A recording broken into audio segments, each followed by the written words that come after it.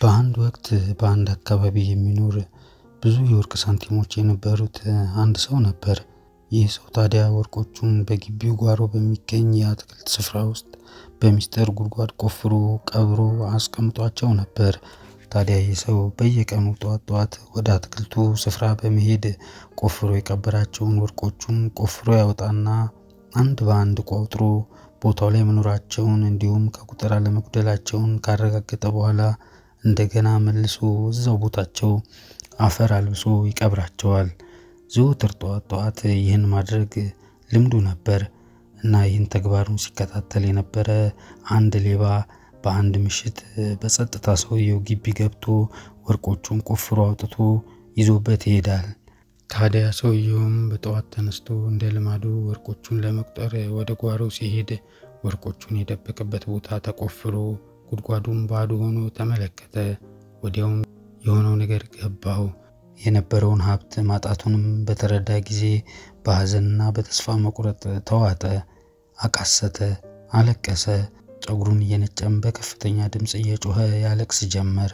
በዚህ ቅጽበት አንድ መንገደኛ ጩኸቱን ሰምቶ እየሮጠ ወደ ሰውየው ግቢ ገብቶ ጓሮ ደረሰና ምን እንደተፈጠረና ምን እንደሆነ ሲጠይቀው ሰውየውም ወርቆቼን፣ ንብረቴን፣ ሀብቴን ተዘረፍኩ፣ ተነጠቅኩ፣ ስንት ዓመት ያጠራቀምኩትን በአንድ ምሽት አጣሁ ሲል መለሰለት። መንገደኛውም ወርቆች ብዙ ነበሩ? ቆይ ለመሆኑ እንዴት ነው የተዘረፍከው ሲል ጠየቀ። ሰውየውም በዚህ ጉድጓድ ውስጥ ነበር ቀብሬ ያስቀመጥኳቸው ሲል መለሰለት። መንገደኛውም በመገረምና ግራ በመጋባት ውስጥ ሆኖ ለምን እዚህ ያስቀመጥከው? ቤት ውስጥ ለምን አላስቀመጥካቸውም? እንደዛ ሲሆን ነው እኮ ያማረህን ለመግዛትም ብትሻ እንኳን ቅርብህ ስለሆነ እንደ ልብህ ለመጠቀምም ለመጠበቅም ምቹ የሚሆን የነበረው ሲል ምላሽ ሰጠው። ሰውየውም ምን አልክ አንተ? ለመግዛት ነው ያልከው?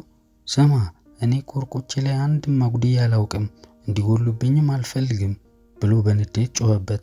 መንገደኛውም እንዴ እንግዲያውማ እንደዛ ካልክ አይቀር ና ቆይ ብሎ አንድ ትልቅ ድንጋይ አንስቶ ወደ ጉድጓድ ውስጥ ወርውሮ አስገባና ይኸው ና አንተ ሰው አሁን ይህንን ድንጋይ በአፈር ሸፍነ ቅበረው።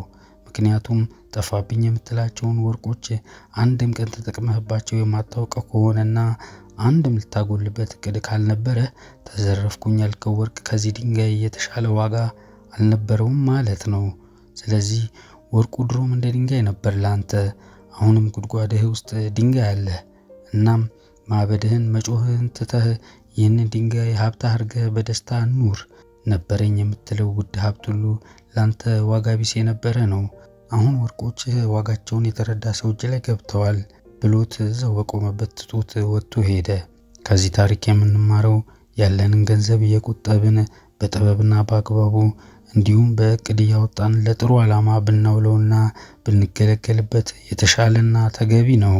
ግና ዝም ብሎ ገንዘብን ማከማቸትና ያለ ጥቅም ማስቀመጥ የገንዘቡን ብቻ ሳይሆን የእኛንም ዋጋ ማሳጣት ነውና ያለንን በብልሃትና በእቅድ እየተጠቀምን ለንብረታችን ተገቢውን ዋጋ እንስጠው።